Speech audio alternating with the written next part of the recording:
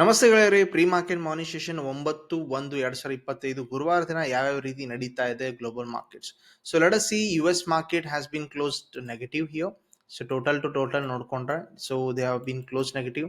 Okay, European markets flat ಆಗಿದೆ and Asian markets negative ಆಗಿದೆ. But ನಮ್ಮ ಮಾರ್ಕೆಟ್ ಶೋಕಾಸ್ ಮಾಡ್ತಾ ಇರೋದು flat open by -30 points here. So main things ಏನ್ ತಿಳಿಬೇಕಂದ್ರೆ, market over all globally we are flat to ನೆಗೆಟಿವ್ನೇ ಇದೀವಿ, ನಂಬುವ.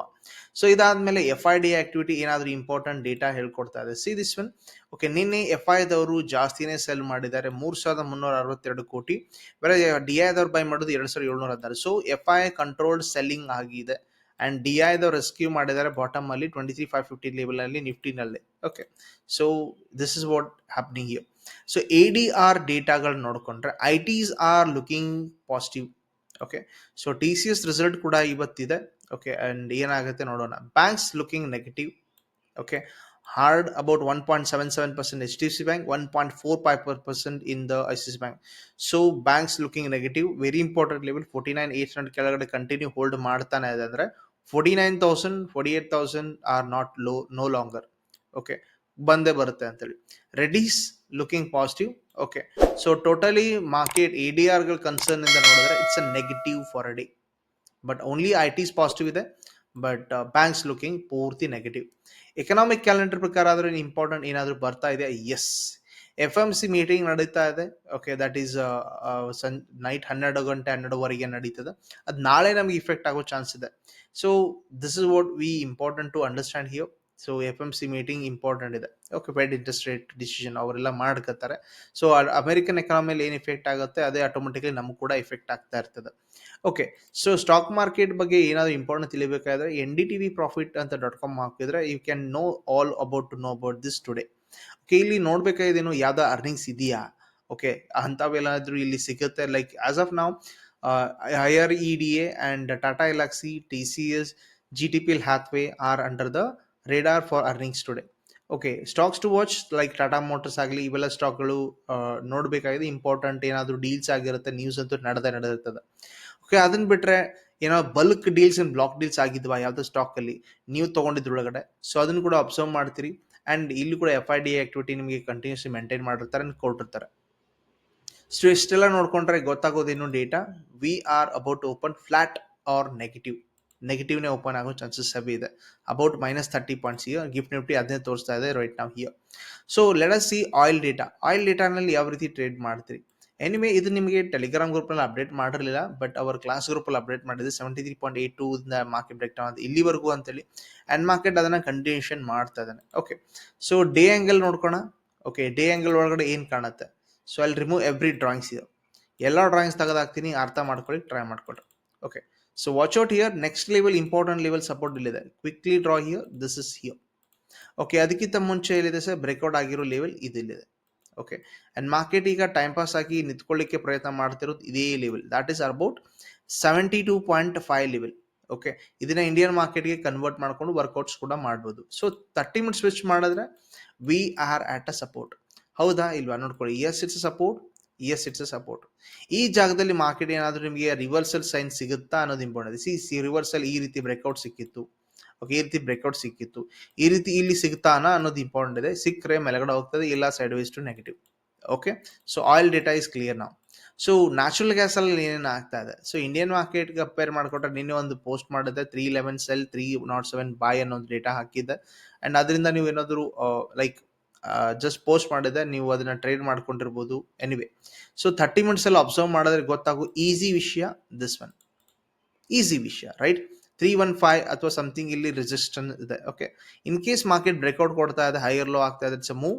ದಟ್ ಈಸ್ ಇವನ್ 336 ಹೋಗ್ಬೋದು. ಇದನ್ನ ಫಿಬೋ ಯೂಸ್ ಆಂಗಲ್ ಮಾಡಿದ್ರೆ ಮೇಲ್ಗಡೆ ಇಲ್ಲಿಗೆ ಫಿಬೋ ಯೂಸ್ ಮಾಡ್ಕೊಂಡ್ರೆ we have a major strong resistance at 332. So ಒಂದು 15 ಪಾಯಿಂಟ್ ಆದರೂ ಸಿಗ್ಬೋದು. ಸೊ ನ್ಯಾಚುರಲ್ ಗ್ಯಾಸಲ್ಲಿ ಯೂಶಲಿ ನೀವು 1:2 ಲೆಕ್ಕದಲ್ಲಿ ನೋಡಿದ್ರೆ 3 ಅಥವಾ 4 ಪಾಯಿಂಟ್ ತೆಗಿತಿದ್ರೆ ಅಂದ್ರೆ it's best one sir. ATR ಪ್ರಕಾರ ಮ್ಯಾಕ್ಸಿಮಮ್ ಅಷ್ಟೇ ಮೊಮೆಂಟಮ್ ಆಗ್ತಾ ಇರ್ತದೆ. ಮೀನ್ ವೈಲ್ ಮಾರ್ಕೆಟ್ ಇಂದ ರಿಜೆಕ್ಷನ್ ಸಿಗ್ತಾ ಇದ್ರೆ ಸಿ ದಿಸ್ ಒನ್, ಈ ರೀತಿ ಪ್ಯಾಟರ್ನ್ ಸಿಗ್ಬೋದು ಅಂತ ಅಬ್ಸರ್ವ್ ಮಾಡ್ಕೊಳ್ಳಿ. So on the basis you can go for selling side 302. Okay, as a swing trade here.